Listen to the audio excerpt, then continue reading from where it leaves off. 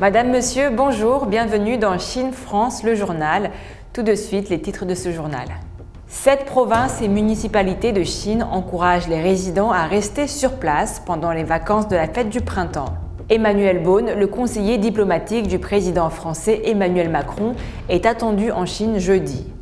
Avec la 400e mission de la famille Longue Marche, la Chine arrive en tête de la liste mondiale des décollages de fusées.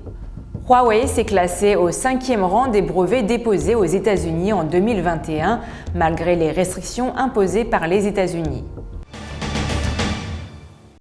À l'approche de la fête du printemps, au moins 7 provinces et municipalités à travers la Chine ont publié des avis encourageant les résidents locaux à éviter de voyager et à rester sur place pendant les vacances, alors que la période de pic annuel des voyages de la fête du printemps est la plus grande migration humaine au monde, ce qui pourrait augmenter les risques d'accélérer la transmission du virus. Emmanuel Beaune, conseiller diplomatique du président français Emmanuel Macron, effectuera une visite en Chine jeudi à l'invitation de Wang Yi, conseiller d'État et ministre chinois des Affaires étrangères, a annoncé mercredi Wang Wenbin, porte-parole du ministère chinois des Affaires étrangères. Durant la visite, les deux parties tiendront le 22e dialogue stratégique Chine-France, a-t-il indiqué. L'année dernière a été la plus active de la Chine en termes de lancements orbitaux, plaçant le pays en tête de la liste mondiale des décollages de fusées pour la 3e fois. Tôt le matin du 30 décembre, une fusée porteuse de Longue Marche 3B a décollé depuis le centre de lancement de satellites de Shichang dans la province du Sichuan. Ce lancement était le 48e vol de la famille de fusées Longue Marche l'année dernière et il a marqué l'achèvement du programme de lancement annuel du pays pour l'année. L'année dernière, les fusées Longue Marche ont effectué plus de lancements orbitaux que toute autre famille de fusées dans le monde et toutes ont réussi. En outre, China Aerospace Science and Industry Corp a effectué 4 lancements de sa fusée Kuaizhou 1A, tandis que 2 sociétés privées de fusées à Pékin ont effectué 3 lancements.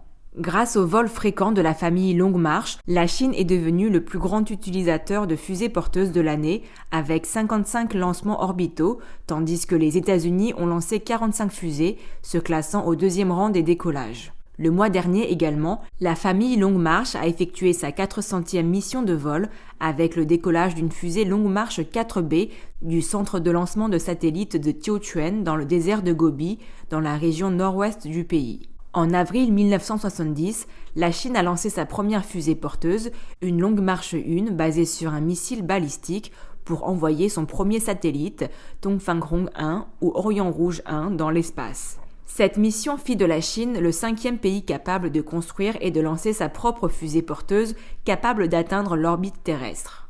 Depuis lors, le pays a développé et lancé plus de 20 types de fusées de la série Longue Marche, avec environ 15 types toujours en service actif. Les ingénieurs chinois conçoivent de nombreux nouveaux types de fusées porteuses, notamment un modèle ultra lourd chargé de transporter les taïkonautes chinois sur la Lune.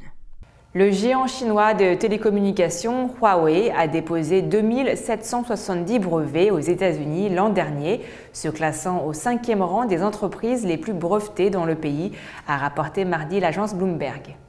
Citant une étude d'IFI-Claims, filiale du cabinet Fairview Research, elle ajoute que le classement montre que les entreprises chinoises sont de plus en plus responsables d'une plus grande part d'innovation dans le monde. L'étude souligne qu'en matière de brevet mondial, les entreprises chinoises sont également dominantes. Bien que les équipements réseau de Huawei soient exclus du marché américain et que l'administration Biden lui interdise d'acquérir certains composants pour ses téléphones, la société basée à Shenzhen a réussi à faire enregistrer davantage de brevets selon Bloomberg. C'est la fin de votre journal. Merci à tous de l'avoir suivi. N'oubliez pas de vous abonner et de liker la vidéo. Très belle journée ou très belle soirée à tous.